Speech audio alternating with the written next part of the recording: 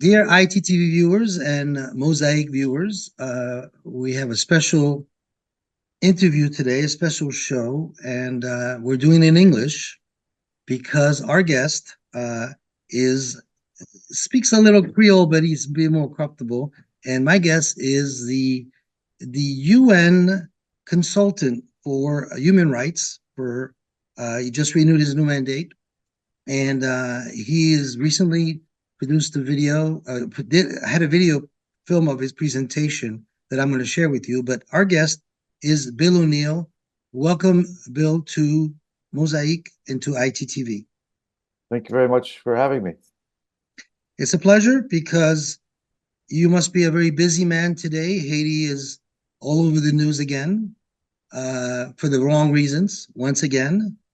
And so we need to kind of discuss how we got here. And I think you're one of the few people that may have an idea on how we got here because for the last 30 years, you've been traveling to Haiti doing for different organizations, different reports, not only for the UN, but for Haitian lawyer associations, for different type of groups. And I believe that when people hear the recent video that you presented, they'll have a better understanding at least where your heart is. So let's go ahead and watch that video for everybody, and then we'll come back and follow up with some questions, okay? Sounds good. It is a prison. It's an open-air prison, and not even so open air anymore because people, if they leave their houses, are literally taking their lives, putting their lives at risk and taking a great danger. Just trying to go out and get some food, trying to go get attention to a medical issue, trying to go to a market if it's even open. I can't emphasize that enough. It's 3 to 4 to 5 million, no one really knows. Let's say 5 million people, almost half the country, are living under those conditions. There's no escape, air, land, or sea. The airport's been closed for more than 4 weeks. The gangs control the access to all the major roads in and out of the city. That means food, medicine, in or out, is very difficult to get, and if it gets to its intended place, it costs a lot because the gangs have been charging a tax and a fee on every vehicle, every person moving through the areas they control. So until the security situation is addressed, all the very important issues that you've raised, that the High Commissioner's Office has been working on, that BNU is working on, that the agencies, the humanitarian agencies are working on, really are stymied. Almost limited in many ways and very much in trouble, frankly. They will tell you this. More than half the hospitals in Port-au-Prince are not functioning. The general hospital, the largest hospital in the country, has been basically emptied out except for a few patients who could get away. And today we heard that a gang has overtaken and taken over the whole premises. What's left of it, that all the valuable materials have been taken out already. Schools have been attacked. Yesterday, the Petit Séminaire Saint-Martial, one of the most elite and well-known Haitian education institutions, was attacked by a gang. 4 priests who are on the faculty there were hiding in a back room somewhere, terrorized for over 12 hours before they were able to escape. So this is the reality in Haiti right now, for Port-au-Prince especially, but the impact that this insecurity has on the whole country is immense. So, for example, people out in the Southern Peninsula or in the north, I work with medical clinics that give me information. They are having trouble getting basic medical supplies. Why? Because Port-au-Prince is cut off. The airport isn't functioning, and they can't be resupplied in any other way. So they're running out of basic things like oxygen, surgical masks, syringes, you name it. So until the security situation is addressed, everything else is really not going to be able to be addressed either. So how do we work on that? We've already talked about, and some of you have mentioned, the deployment of the MSS, and I want to emphasize that middle initial S. It's support. It's support to the Haitian National Police. It is not an occupation. It is not MINUSTA or previous UN missions 2.0. It's an effort to support the Haitian National Police, who will tell you, I've met the director twice on my visits, he will tell you, we need help, we can't do this alone. So they need help. They've been begging for help for months now.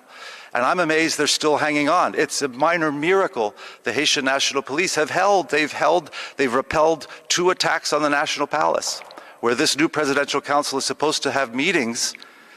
The gangs have come close to taking over that building twice, and they launched another attack yesterday. So far, fingers crossed, the police have held on to repel the attack. They've attacked key strategic institutions in the city, as I mentioned, hospitals and schools. And the police and army are holding on to the airport itself, but the airport can't be used because it's surrounded by gangs. So how do we help them? How do we help them? There are many different ways. The MSS will be a huge help, but other ways to help too. They need intelligence. They need assets, drones. They need ways to intercept the communications of the gangs. They need to figure out ways to cut off the financial flows. They need tactical planning support for any operations they will run against the gangs. They need some vetting. There's some Haitian National Police, unfortunately, that are still in connivance with the gangs. And that's got to be addressed. They have to be rooted out. The justice system on its knees, as we've heard. At some point, when the justice system, at least in Port-au-Prince, can function, they will need help with investigations and prosecutions for those who've been most responsible, the gang leaders, not the youth, the teenagers who've been mostly forced to join or had no other choice. So the justice system will need that kind of help, specialized investigations of financial crime, gangs, organized violence, organized crimes, and that type of crime that some prosecutors in Haiti have, but not nearly enough, and judges. And then the prison system, several of you mentioned, will need help. We know that there were 2 prisons there were 5,000, nearly 5,000 people released. Some of them never should have been there in the first place. My first report went into that. 83% were never convicted of anything, but 17% were. And 17%, some of those were very serious and dangerous people, gang leaders, drug traffickers who are now on the loose again. So the prison system obviously would need all kinds of help. The humanitarian situation, the Deputy High Commissioner already mentioned, but it's dramatic and drastic. And the 7%, the humanitarian appeal for Haiti is at 7%. So I would urge all of you, one thing you can do from your countries is to give some support financially to the humanitarian appeal that OCHA launched about 5 or 6 weeks ago, even longer. It's at 7%. We know there are other emergencies in the world, of course, but Haiti's got to be way up there in terms of the urgency. On how to prevent some of the violence, and especially outside of Port-au-Prince, that was one question I noted. There have been some interesting initiatives taken by civil society. Again, here's one of Haiti's real strengths. We talk about how weak the institutions are, and they are. They've been very weak, and they're really on their knees now. But civil society in Haiti is extremely vibrant, extremely creative, and very brave and courageous in every area you can mention. Women's rights, children's rights, human rights, farmers, medical groups. They're extremely nimble. They've had to work through all kinds of problems. Now they're facing problems they've never had before to this level. So I would urge all of us, the UN, bilaterally, European Union, whatever it is, to look to Haitian civil society organizations for guidance, for what they want, what they need, how can you help them, how can we be supporting them. They're extremely capable, but again, it's really not safe for them to do a lot of the work they would like to do until the security situation is addressed. How to prevent this, how to prevent the recurrence. Obviously, the impunity issue has always been big in Haiti. We're coming up to an anniversary, a very sad one, on April 4th in 2000. The year 2000, Jean-Dominique, a famous, brave journalist, was assassinated on his way into his radio station. That crime has never been solved. The people responsible for that have never been held accountable. That's just one crime. We don't have time. There are many, many more. But these crimes that have been committed in the last few years by the gang member leaders must be addressed. So impunity, corruption. We have to address corruption, again, when it's possible. The Unity Fighting Corruption in Haiti, the ULCC, the French acronym, is one of the few institutions, along with the HNP, I would say, in the last few months that has been able to do some very important work. The Haitian ambassador mentioned that. Several cases referred to judges for prosecution. Corruption is eating at the heart and has eaten at the heart of Haitian institutions for all too long. So we can prevent a recurrence by also dealing with corruption. That's a long-term project, but it has to be addressed. And finally, I turn to the youth. The population of Haiti is overwhelmingly young. I don't have the figure who knows if it's accurate, and if anyone knows, but it's safe to say the vast majority of the Haitian population are under the age of 30. What future do they have? There's incredible promise and talent among Haitian youth. I think we're all going to have to take a very hard look at how we, the UN, regional, bilateral, how do we help Haitian youth have a future? Especially some of the youth that have been in gangs. This is going to be a big issue. The Bois Calais movement was mentioned, this self-defense neighborhood groups that act out in the revenge attacks, even if you're suspected of being a gang member, it's rough justice, immediate execution and the body's burned. How do we stop that from happening? And how do we deal with the youth who've been in the gangs now, for some of them compelled to be, some of them they've had no other choice? I think we all need to have very good projects and programs to take these youth and have them be reintegrated, rehabilitated. They're child soldiers, essentially. How do you demobilize these child soldiers and give them a future, while also explaining to the community why you're doing this, so that the community doesn't get angry that you're maybe favoring people that they would see as having committed horrible crimes. It's a very delicate balance. It's been experienced in other countries. This is not reinventing the wheel for Haiti, but that's going to be another huge challenge. Finally, what else can we do? I mentioned the MSS. It's been mentioned by some of the interventions and some of your questions. What is the arms embargo? It's absolutely astonishing, and the High Commissioner said this in his statement, that today, of all the things, you can't get medicine in, you can't get food in, you can't get this or that in, but somehow guns and bullets still get in. How? How is that happening? It's incumbent on all of us, every country in the world, to try to stop the flow, because without the guns, without the bullets, the Haitian gangs lose all their power. It's gone. It's not there. They're not popular from an ideology or some way of life they're fighting for. No, it's a mafia. These are armed criminals. If you take away their arms, they lose their power. And the other option that has been mentioned, I want to restate, is sanctions. Sanctions. The panel on sanctions has done great work.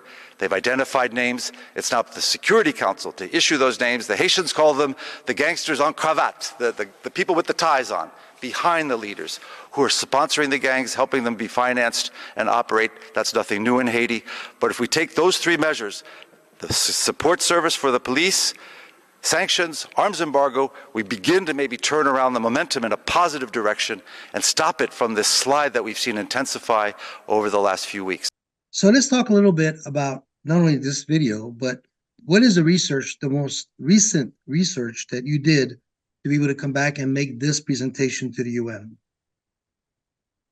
Well, it's based on, I've been to Haiti twice. I was named as this independent expert on human rights by the United Nations Human Rights Council last April, 1 year ago. And I went to Haiti in July and spent about 12 days there, and was in Cape Haitian, I'm sorry, in Port-au-Prince for most of the time, but I did get up to Cape Haitian for 4 days. And then I was back again for a second time in late October, early November. And again, mostly in Port-au-Prince, but even in those days, you could still fly up to Cape Haitian. But I went to Fort Liberté and Wanament and the border with the Dominican Republic. So those are the two research trips I made. But in between and since then, I'm in daily constant contact with the UN's team, BINU, in the Integrated UN Office in Port-au-Prince, their human rights team.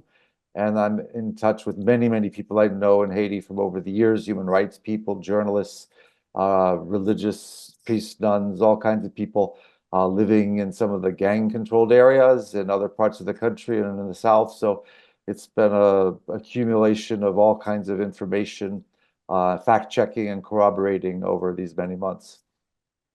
Now, in your 30 years of experience with Haiti, have you ever seen it as bad as it is today? No, not even close. I remember when I was there in 93, 94 with the first UN operation in Haiti called MICIVI, the Mission Civile Internationale in Haiti.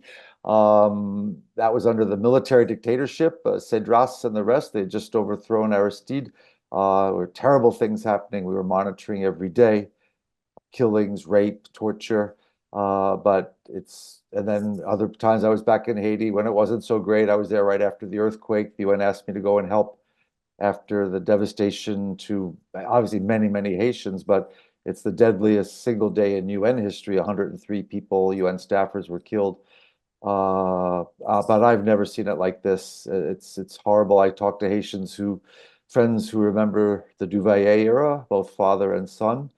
And they tell me they never have seen it as bad as it is now. And that really tells you something. Well, it's amazing because things are so bad that they all wish they can go back to the Duvalier era, because it wasn't as deadly and as dangerous as it is now, as crazy as that sounds. And since your July trip, in your latest contacts, I know that recently Dr. Foncelage made a kind of a urgent message about the lack with the port being controlled by the gangs, and the country has run out of insulin, run out of so many different things that can keep people alive. Uh, this is this. I mean, it's an emergency for Haitians, but it doesn't seem to be much of an emergency for everybody else. Yes, I think there's a real disconnect, and that's very unfortunate. And you're right. I'm sure we all have stories. I have a good friend whose wife needs dialysis and very bad kidney condition, and she can't get it now anywhere in Port-au-Prince, and he's desperately trying to get her on a helicopter to get out anywhere. Lack of access to all kinds of medications and treatments. There are cholera cases, there are TB cases that are growing, and many of the containers at the port under the control of the gangs have either been looted or they're not allowed to move. So medical people I know with clinics are running out of everything. One surgeon I know said he has 3 days left of anesthesia, and then he can't do any more procedures at all, and he's only doing emergency procedures now. And again, we could spend hours talking about this, and it's tragic and horrendous. And then there's the reality of world politics, and it's frankly difficult. I fight very hard. I'm based in New York, so I was just over at the UN this morning for meetings. But with Gaza, with Ukraine, with Sudan, it's not always easy to get attention paid to Haiti, but we're getting some, as you said, for the wrong reasons.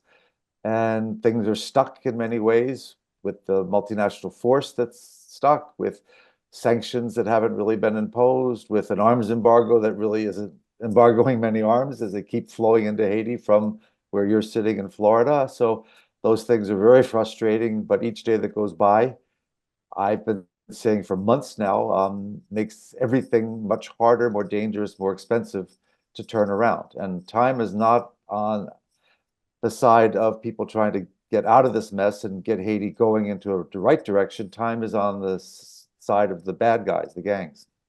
Well, the bad guys is not only the gangs. You know, the bad guys are the ones that have been manipulating Haitian politics, I would say, since the occupation of 1915. The bad guys are not the guys yeah, the gangs are definitely the bad guys, but who gave them those weapons? Some of these weapons cost $1,000 to $2,000. They come through the Miami ports. They come through. United States know exactly when those amount of arms are being shipped. They know exactly who's ordering them. They know exactly which ports in Haiti they're coming from. If it's happening, it's because the U.S. is aware and is letting it happen. And so when we go back to the point of how do we get here, how do we not go back and say, well, we got here because there's been 9 or 10 missions from the UN since the 90s, and after every mission, the violence and the human rights problems keep increasing, haven't decreased in every one of these missions that I saw. You have BNU, which has been there for decades, whose mission, I believe, is to help train the police, support Haitian human rights, but there hasn't been a word. There hasn't been anything from them to try to highlight. You have a U.S. government that has supported Daniel Henry for 37 months, Canada, France, and everybody else. I mean, I think the bad guys are not just only in Haiti. What do you think? I think that's true, but I think I would disagree with some of what you just said. The bad guys are the gangs, the people who are killing, raping, stealing, extorting. People I talk to that live in Cité Soleil, Bel Air, Martissan, Tabar, on and on, are desperate to have the gangs literally tell me, get them off our necks, we want to breathe again. Now, the people en cravate, as they say, the gangsters en cravate, the guys with the neckties behind the gangs. Yes, they're not the only bad guys. There are other bad guys too. But what's frightening to me, frankly, is I've seen is these gangs. There have always been gangs in Haiti, from the Tonton Macoutes and on through. Chimère, you name it. Moïse, Martelly had their own gangs that they were using. The gangs now have much more autonomy than before. They're making so much money from the kidnappings, from controlling the main roads, from controlling the sea and the maritime. You saw they seized that big boat last Friday, with 50,000 bags of rice. So yes, there's still links with certain politicians, with certain oligarchs, with certain people that live in South Florida that are buying the weapons. Frankly, it's Haitians buying those weapons in the gun stores in Florida and shipping them. And you're right, from the Miami River, everybody knows where that is, how they leave. I've been raising this every time I can with the State Department. Why don't you inspect those boats? This is crazy. You saw the customs in Cape Haitian actually got a container last Sunday, inspected it, found it was filled with heavy weapons and bullets. So there's a lot of blame to go around all over. But I wouldn't put it all on the outsiders. Yes, the outsiders have often not helped Haiti. I think your characterization of the missions is, I would quibble with that a bit. They did some very good things. And if you ask civil society, Haitian human rights groups, the École de la Magistrature that was created by UN missions, there were some really good works being done to help the Haitian National Police do their work properly, training judges, getting the prisons into at least a slightly better state than it had ever been before. But yes, the missions had some very bad things happen too, like cholera, like the sexual abuse. And I think there's with everything. We used to talk about Watergate. It was the cover-up that really was the problem. The crime was bad, but the cover-up was worse. I think in that situation, especially with cholera, it was the UN's failure to admit, that the Nepali troops really did bring that bacterium, and they refused to acknowledge that for way too long. They never really apologized, and they certainly haven't done enough to compensate the victims. That's a terrible thing. And many of us who've been working in, around, or alongside the UN have been very critical of the UN for those positions. But I think, as you know, nothing's black and white in Haiti. There's a lot of nuance and complication. But I think one of the big issues now is, and I did mention the sanctions. I think the sanctions panel, the Security Council, has created a panel of experts, 4 independent people, as I am, 4 different people, who've done deep research into some of the links that still exist. The gangs aren't totally independent. They still have links with various oligarchs and politicians.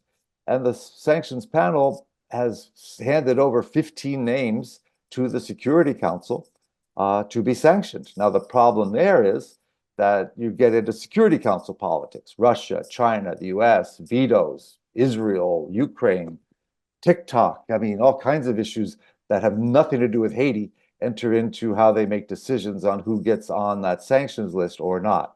So that's a big frustration, because there should be more people who are on the sanctions list that are not. We keep pushing different ways, but you're running into major geopolitical hurdles when you come to that issue. Well, because they've always decided that they wanted to control Haiti. We believe that we look at the Clintons, they may own more property in Haiti than anybody else. They've had their fingers in the pie there for a long time. I'll give you a couple of examples that concern the UN. When the money was raised for the earthquake, and Bill Clinton got involved in managing this, he asked, or basically pressured, the UN to not use the UN bank, but to use the World Bank for the money to go through, because it was a US person who running that World Bank was named by Obama and Clinton, and they basically had more control over the money, which means that as of today, the billions of dollars sent to Haiti, there's no accounting, because it was under the control of the World Bank, under the people named by the United States. So we have no idea how much was really spent. We also know that when money goes through the UN Bank for a project like this, they usually take a management fee, 4 to 7%. The World Bank does the same thing. So when the UN was pressured for that money to go through the World Bank, They said, well, okay, as long as we get our 7%. So Haiti ended up paying 14%, 7 to the World Bank, 7 to the UN banks. Those are the kind of examples that the friends of Haiti, Haiti's been a money grab from so many people on the outside. And chaos in Haiti, you always have to say who benefits. Someone is benefiting from the chaos. Someone is benefiting from keeping INLE in power for 37 months when he was only supposed to be there for a few months to hold elections. There's a reason why we have no idea who killed the president. We don't know. We know that he was killed right after he went to Turkey to try to negotiate support from Russia. And as soon as the Russian ambassador opened his embassy in Port-au-Prince, well, the president was killed. I'm sure we can all point fingers, but those are issues that are very concerning and make it very difficult for Haitians to trust, I would say, any organization. And I'm not talking about you personally, because it seems to me that you're making a lot of recommendations and they're not listening to you as much as they should, in my opinion.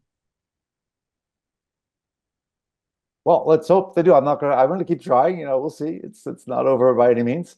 But yeah, no, there've been obviously corruption in Haiti has been a huge problem for many, many years.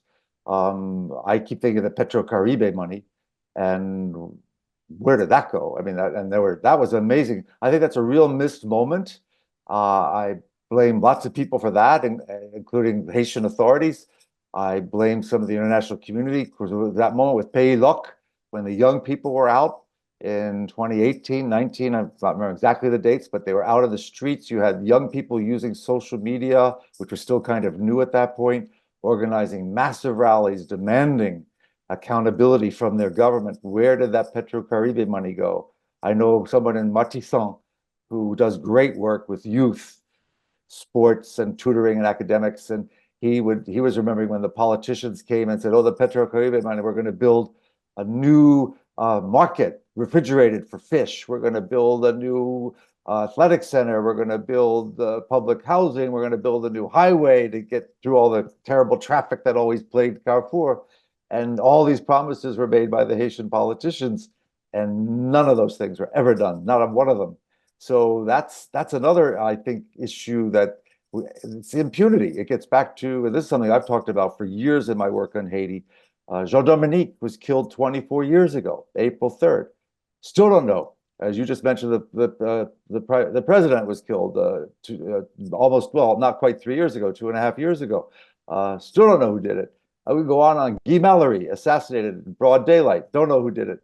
So the impunity that has plagued Haiti and the justice system has helped generate further human rights abuses. And as you just said, total lack of trust in all kinds of institutions, not only the international ones, but also their own national institutions. And with reason, I would have too.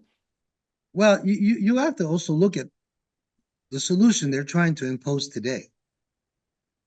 And I call it Snow White and the Seven Dwarves. This idea of forcing 7 people supposed to manage new elections. First of all, of course, Snow White is either Blinken, Biden, or the US, whoever you want Snow White to be, but we know who the 7 dwarves are. Here's the issue that we see. First of all, Haiti has a constitution, and there is a process when there's a vacuum. There's a cour de cassation. Why is that not being? Because I believe the United Nations mandate is to protect the sovereignty of the founding members. Haiti was a founding member of the United Nations. So the sovereignty of Haiti is violated all the time. When they came in, when MINUSTAH came in, they imposed the Chapter 7, which is a shoot-to-kill order on a peace mission. The shoot-to-kill order is now being imposed again. Second of all, we're looking at the fact that we could turn the decision. I understand that a military force outside of Haiti may be needed, but there are other solutions than bringing in soldiers from Kenya, which their own Supreme Court said this violates their constitution. So you have and I believe it's the Americans, unless you correct me. The Americans are pushing for a solution where they're forcing the Kenyans to come to Haiti to help clean up the gangs at the cost of at least $300 million, when the easiest solution is for Haiti to allow them to hire a couple thousand professional soldiers, just like the Ukraine is using American money to get professional soldiers to fight against the Russians. A couple thousand professional soldiers would come, and within a month, they would take care of these gangs that they're carrying weapons they don't even know how to use. And it wouldn't cost $300 million. Again, that number seems to me that Haiti's a money grab. Let's make money on Haiti. Let's go take their uranium middle of the night because we bring back Aristide and we can take their uranium.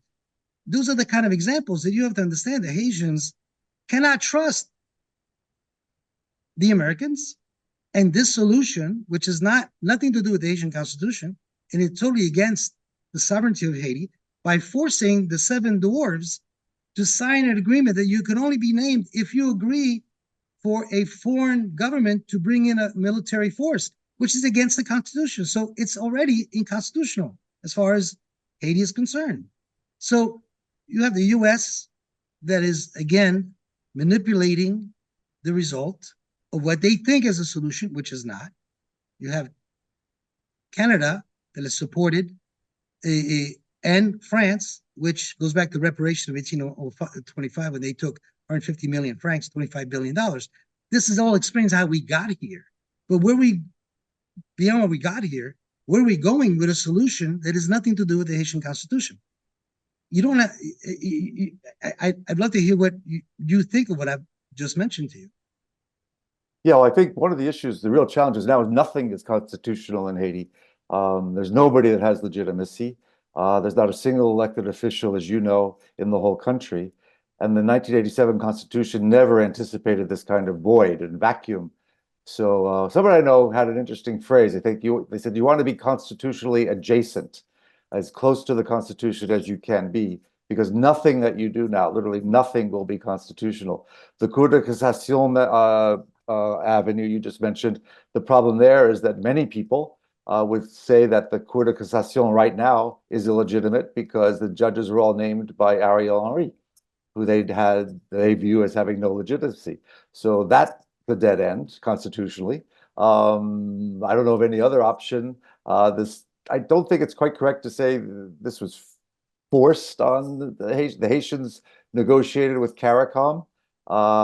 This is all the political parties are on the table, Montana Group, and nobody can say they were not consulted on this. They were hours and hours and hours of meetings to discuss how to get out of this, again, this kind of void where nothing's legitimate in terms of the 1987 Constitution. They came up with this solution. Yeah, you could argue it has its problems. 7 people having to agree, have to name a prime minister now. We'll see how that goes.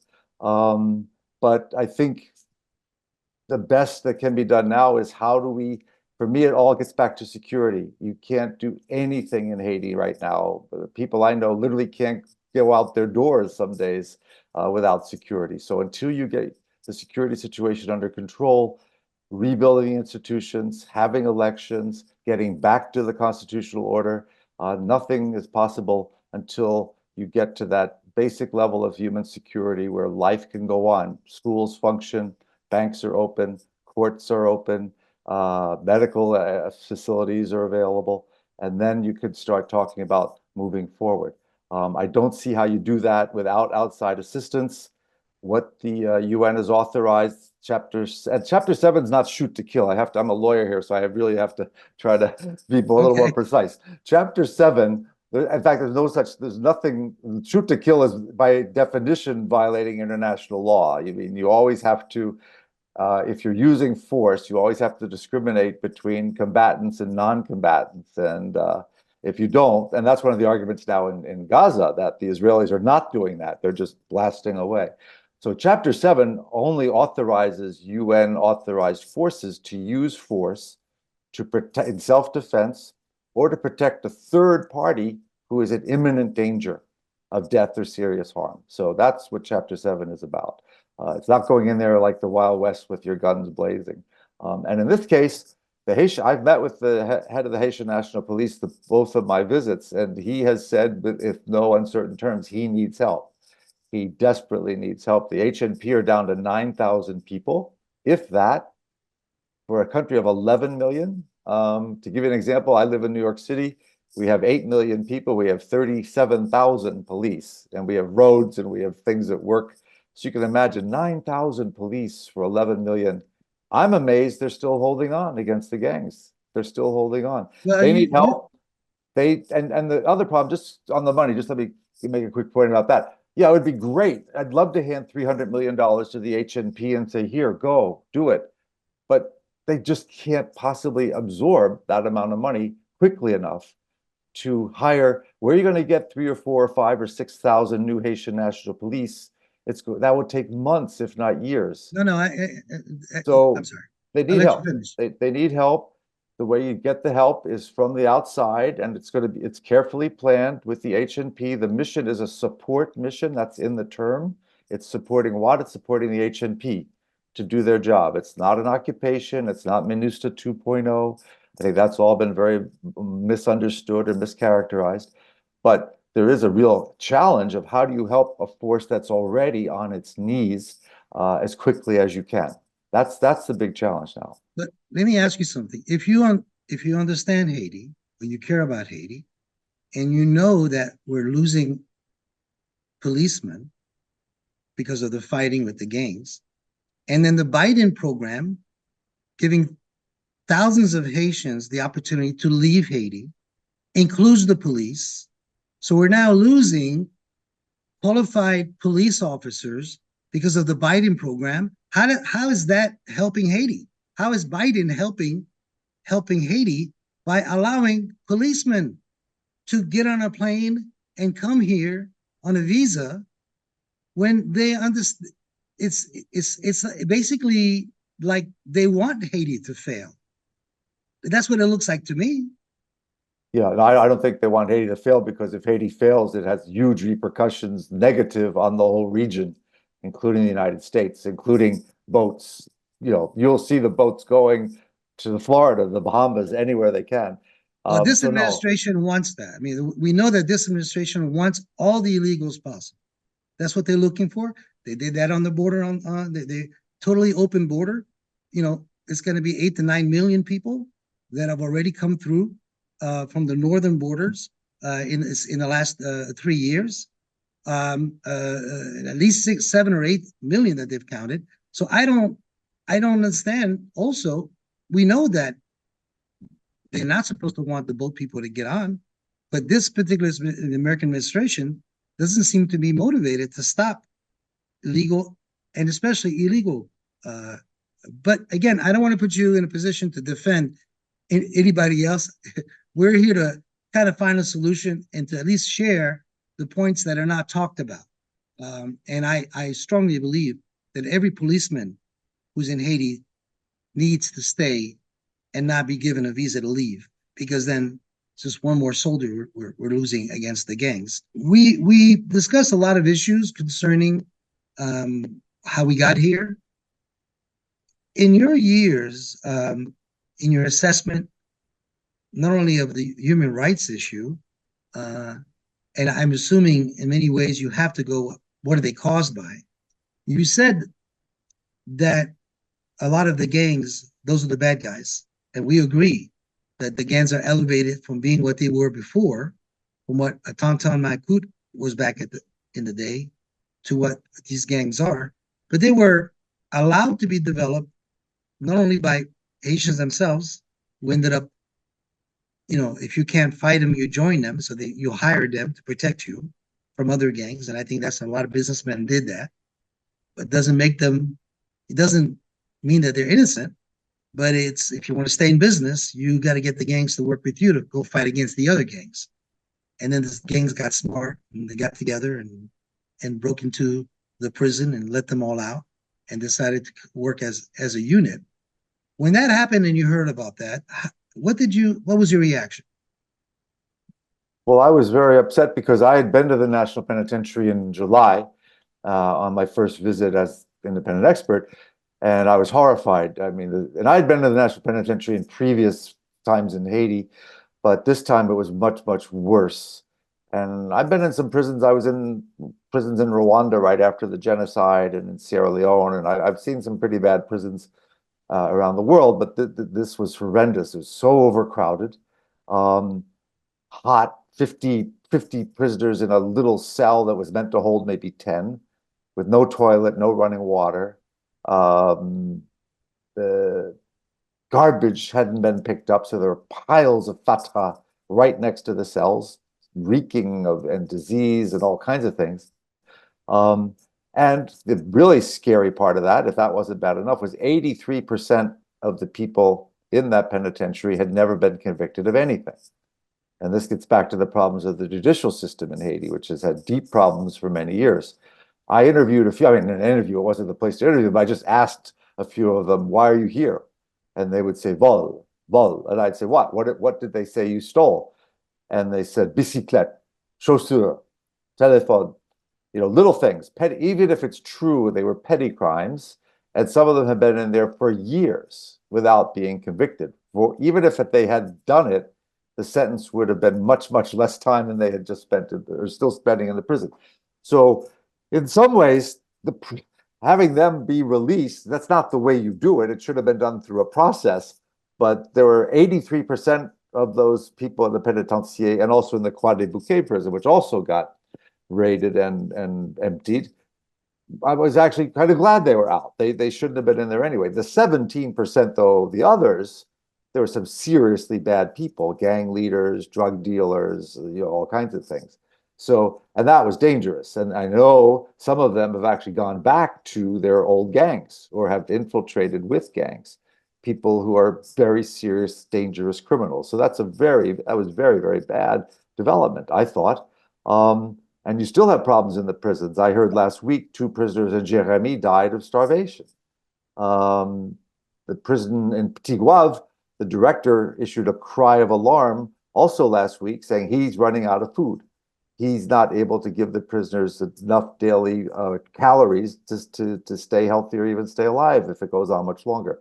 This goes back to the gang's control of the port, of the roads. It's hard to move anything, food, medicine, anything, in or out of the capital because of the stranglehold the gangs have on all of transport. So the prison outbreak was, again, that turned out to be the beginning of this last 6 weeks of hell, of attacks on the National Palace, on the Arts Center, on the École Normale, on the Petit Séminaire Saint-Martial, on the National Library, on the oldest Baptist church in the country. I mean, this is what you asked when we started. This is unprecedented. I've never seen this type of terrible violence targeting key institutions in Port-au-Prince especially. Well, I believe that everything happens in Haiti. There's a master plan, but nobody can figure it out. There's a master plan. Give you an example. There was a pressure to get Daniel Henry to resign. Everybody tried. They did what they could. All of a sudden, he travels out of the country, and then the gangs decide they're not going to let him back in. So these things don't happen by accident. They went to the airport, which forced the planes not to fly, forced him not to come. And now the US says, okay, you must resign now. So it's kind of like a fait accompli. We created something, now you have to react. It's very much like what they did to Aristide. CIA tells Guy Philippe, hey, start coming down from the north, bringing and you know, get a few guys and you're gonna come over and you're gonna basically take over and you're gonna do a coup and you're going to scare him off. Now you get that going, and then we're going to tell him that, hey, you're in trouble. You got to sign and you need to resign. Those two registrations, I don't know if they know he's sitting in California somewhere, waiting for a nice retirement package from America to sign that resignation letter. But the idea is that was a forced resignation on Aristide. Not that I support Aristide. I've always found to be a demagogue and more dangerous than Papadoc, in my own personal experience. But regardless, he was elected. The coup was authorized by CIA, by Cedras, but he was supposed to be killed. Cedras didn't kill him. So the CIA said, well, we can't help you, Cedras. And they had to bring Aristide back because he was elected. It seems to me that Daniel Henry, Ariel Henry situation resembles a little bit to what Guy Philippe did for the CIA, and then apparently decided that they used them. They got what they needed. They put him in jail in the United States, and then they released him just 2/3 of his time and brought him in. It just seems manipulated and orchestrated. Do you see anything to what I'm suggesting? I have no idea, frankly. I mean, who knows? Who knows? I know if you stay in Haiti long enough, and you were there a long time, longer than I have, I mean, conspiracy theories abound, and it's, it's, who knows? Who knows? I tend to think the situations are fairly different. In this case, I think what really spurred the violence, and again, I can't say for sure, but my reading of it is Henri went to the CARICOM meeting, right? The beginning of the week, 2 days back and forth, and then he announces there's going to be elections in the summer of 2026, and then inauguration in the following February, whatever, 2025, 26, and that got people very upset. Because then it looks like it's the equivalent of a 5-year presidential term by the time you get to the inauguration. And then a few days later, he flies off to Nairobi and has the signing ceremony with President Ruto about an agreement that would, they thought, address the court's decision. That the reason they said it wasn't that it was unconstitutional. The judge decided that to send police to Haiti from Kenya, you had to have a reciprocal arrangement in some sense, so that some Haitian police would be sent to Kenya for training, for exchange, who knows. And a lot of Kenyan lawyers I talked to disagreed with the judge. They think he read the law wrong, but he's the judge. So that was the decision. And the idea about this agreement was it would address that flaw, that it would allow some kind of reciprocity between Haiti and Kenya. I never saw the agreement, so I don't know what they had in mind or what they did. But the point is, Henri signs the agreement, and now it looks like, okay, Ruto says, now we can send the police to Haiti. So the combination of the CARICOM agreement and the announcement that Henri is going to stay and then hold these elections and hand over power 2 years from now, and the fact that there's an agreement with Kenya, I think those two were the proximate causes that triggered the reaction of the gang saying, oh, not so fast. We don't want that. We don't like that idea. And 2 days later, you have the prison invasions in Croix des Bouquets and the Penitentiary National. And then after that, the attacks all throughout downtown, closing down the airport. I mean, that's my view. But again, there are many, many, many possible interpretations of what really is driving all this. Well, it has been a manipulation from what we have witnessed, from the coups, from the fact that Michel Martelly never should have been in the race as for presidency, because he came third in the but Hillary Clinton, as Secretary of State, she came in and she said, no, that's my guy, because I can control him and I can make money with him. And another disaster, again manipulated by an American Secretary of State. It is so evident to anybody who is, now, don't get me wrong, I'm a red-blooded American. I love America, but I love the fact that I can point out that in America, there are some idiots. There are some bad people. and they've been sucking dry Haiti for a long time. They keep talking about, well, you have a guy named Barbecue. Is he a cannibal? There's no cannibalism in Haiti. Were you ever offered a fried human burger while you were in Haiti? No, cannibalism is not part of Haiti. The cannibals are the Clintons and the French and the Canadians. Canadians offering visas to come to Haiti if you pass your baccalaureate.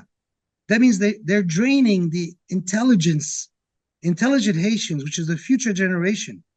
Right now, do we really have anybody prepared? If there was $1 billion coming to Haiti for infrastructure, do we have the people to be able to manage that kind of infrastructure, that kind of development? Do we have educated Haitians from our universities have been totally drained by the Biden program. We have no more universities, almost no more students left. How are you thinking that you're helping Haiti and you call yourself Friends of Haiti? Maybe you can explain it to me because I don't get it. No, I mean, I think there's been cross currents in policy for many, many years. And the brain drain in Haiti goes way back. I mean, go back to Duvalier. I mean, the first Haitian I ever met in the United States was a French literature professor at a university in Philadelphia. His family had to flee in 1958. So, and then long before the Biden program, there are more physicians from Haiti and Montreal than there are in Port-au-Prince and in France and all that. So I think the Biden program, and I don't know what they were thinking. I think their goal, I'm not defending, I'm just trying to explain what happened. They were terrified of the Republican Party here, and they are. Trump is using immigration as a red flag to rev up his base.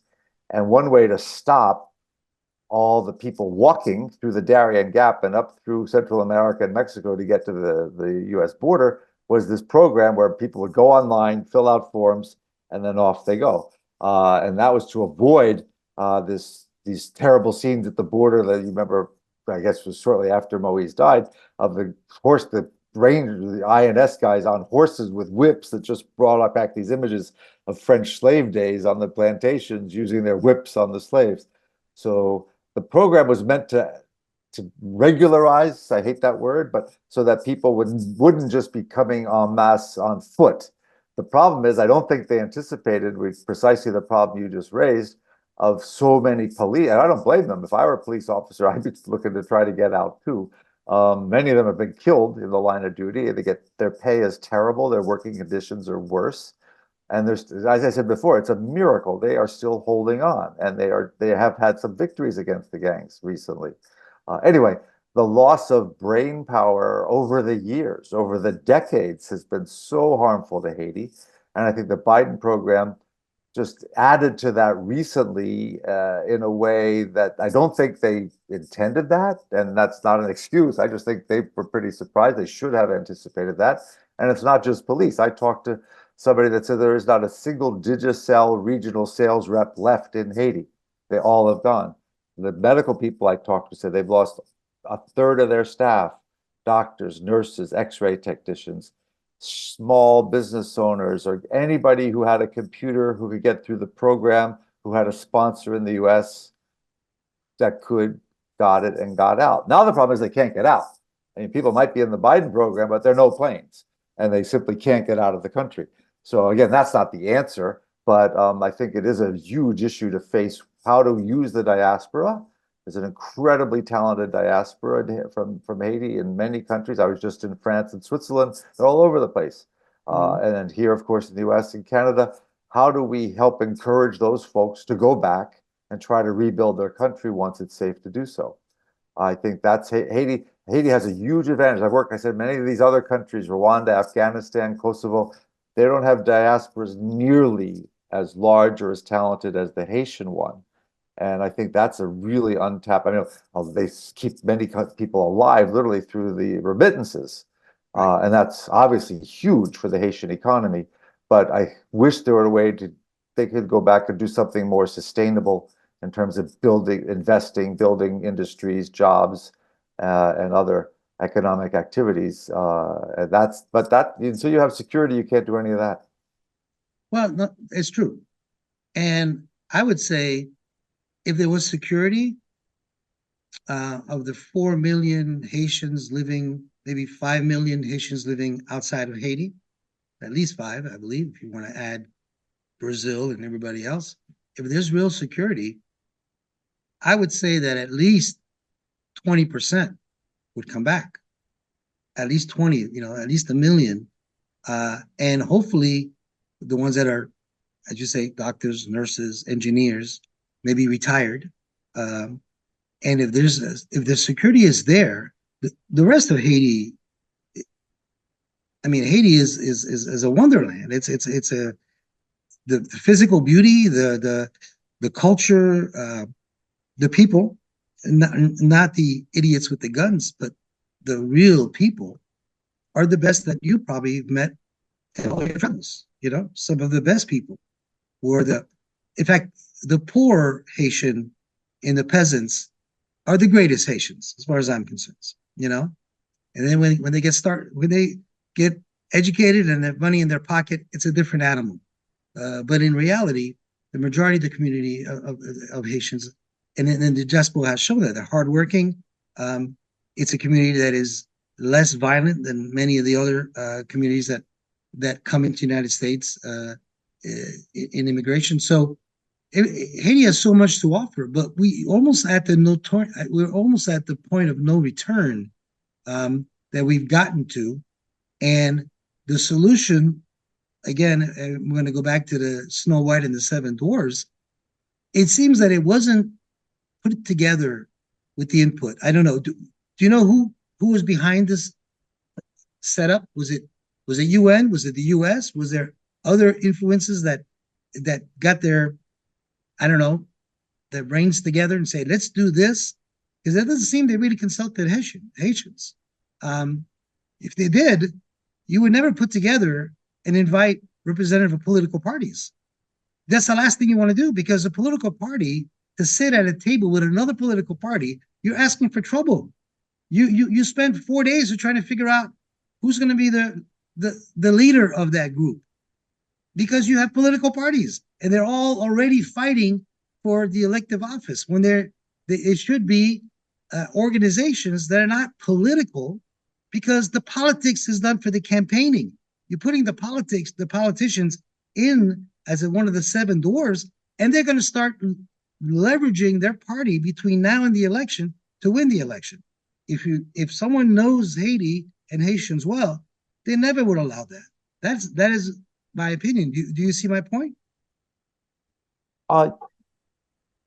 Partly, yes. Partly I do. I mean, I think, and I was not part of this at all, but what I've heard is that this idea of having a multi-party entity with various representing as broad a spectrum as you could actually was generated early on, like more than a year ago, in some of the earliest talks that were convened by CARICOM. CARICOM was the main international player here for most of the time. The UN had nothing to do with it. The US, obviously, and Canada and Brazil and others were kind of around, floating around, helping, supporting, talking to the CARICOM negotiators. But it was largely a Haitian. I mean, their primary goal was to get rid of Henri. That was one thing they agreed on, no matter what the party. So that was the starting point. So what do we do to replace him? And as I said earlier, there's nothing constitutional that's apparent, because we're in this situation that was never contemplated by the Constitution. So we'll kind of make it up as we go along. And this was one of the things that got made up, some kind of entity. And they were always worried about Henri having both the executive and the legislative power, okay? Because there's no legislature, because there have been no elections. You can thank Martelly and Moise for that, since 2016. And so you have no elections, you have no parliament, and you have this person that was named by the president who was killed, but hadn't quite been sworn in yet before he was killed, but he had been named by him a few days before. So, but we want to get rid of him. He has prime minister and the presidential powers in one person. That's not good. We want to separate that. So what they've come up with is this council, which would be the head of state with 7 people. and they will name a prime minister who will be the head of government. So they'll finally get their wish of bicéphale. You had this back and forth, monocephale, bicéphale. Well, now you have the bicéphale. You have two, 7 and a prime minister. And that's where we are. I just saw something on the internet on the break that it looks like the decree has been issued in Le Moniteur just now. So breaking news, it looks like the presidential council is voila, il est né, and there you have it. So we're gonna have to live with it, figure out how to make it work. There it is, and fingers crossed. Well, we don't trust Snow White anymore, and we don't trust any solution that is supported. Even CARICOM. CARICOM has countries that have 90, 80, 90,000. You have a country who has the same vote as Haiti, and there's 90,000 people in that country.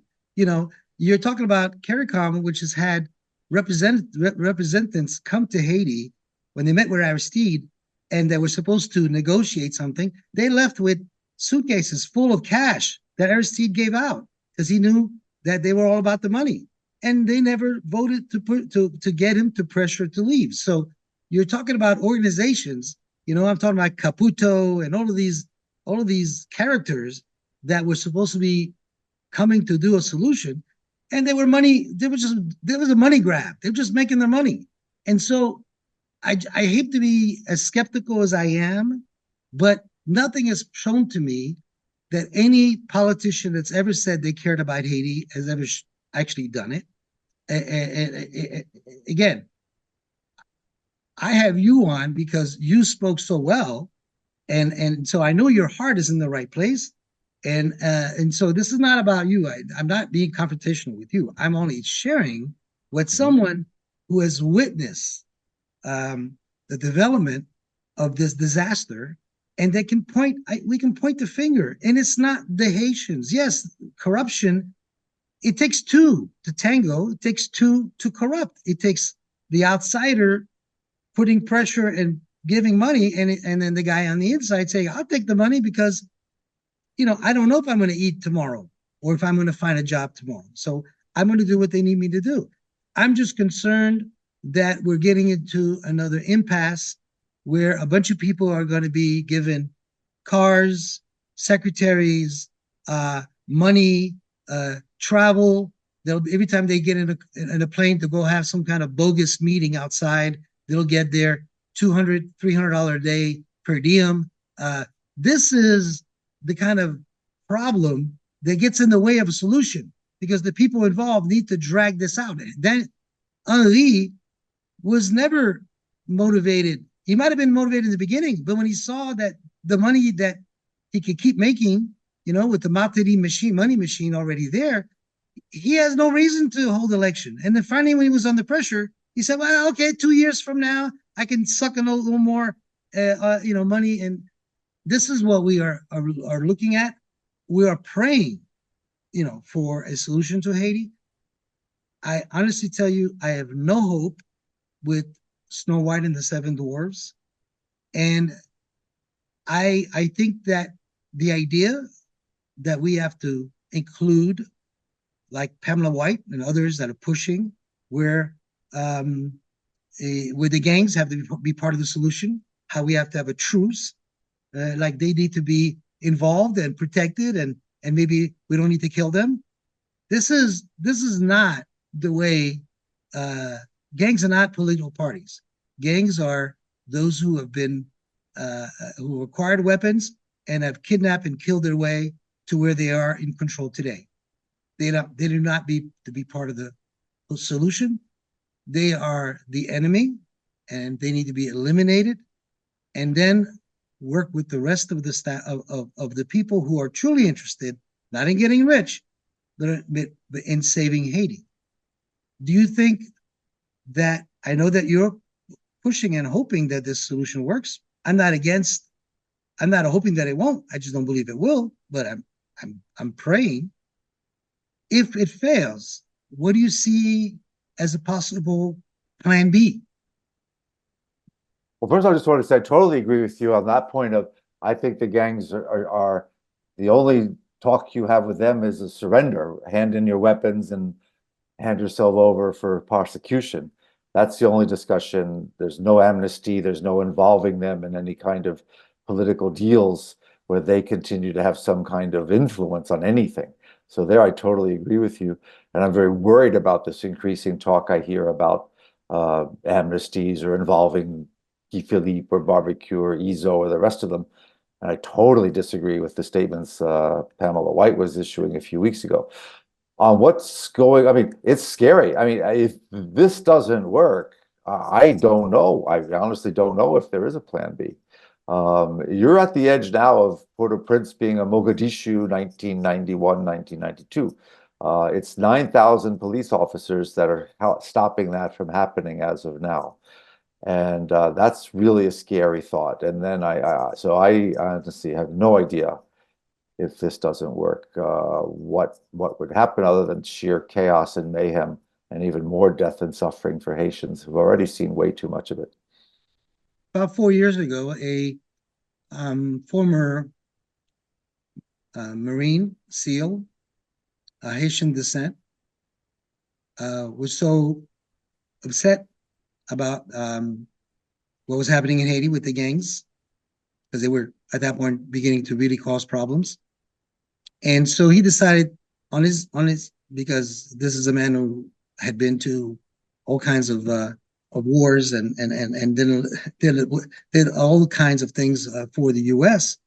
So he decided to try to sneak in a few weapons into Haiti himself as he flew in, because he was going to personally put together a private army and take care of the gangs.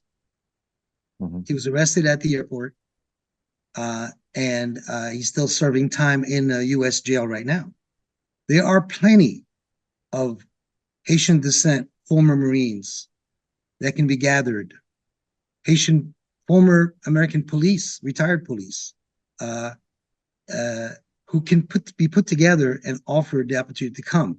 This would not be against the Constitution. It would be something that makes a lot more sense to me than a foreign army doesn't speak who doesn't understand. It's not the same culture, and it's not an invasion if we are hiring Haitian Americans or Haitian French or whatever are willing to come. Even if we get a few hundred put together to come and support the police, we're going to have to create a new army. There's no doubt Haiti has to have its own army. If it had an army today, it'd be a different situation. So there is a plan B. I hope we don't need to get there, but there is a plan B. If you really think about what is right and conscientiously and what is in support of Haitian sovereignty, you wouldn't be imposing a foreign army. There's a way to create one that would not be foreign. But maybe that'll be a discussion for another day. I really want to thank you for listening to my venting about my frustration. I think you love Haiti. I think it hurts you. Hurts me. Well, it's very frustrating and it's very painful. And I'm sitting here in Brooklyn. I'm fine, but the people I'm talking to every day, getting WhatsApp messages 24 hours a day, they're suffering, and that does hurt. It very much hurts, and I just want to see it end. Well, once again, you have a last word for our Haitian viewers, maybe giving them a little hope, something that maybe can put a smile on their face, which is not easy these days. No, maybe just Kebe fait balage, et petit oiseau fait nichli. So little by little, step by step, it'll get done. Thank you so much.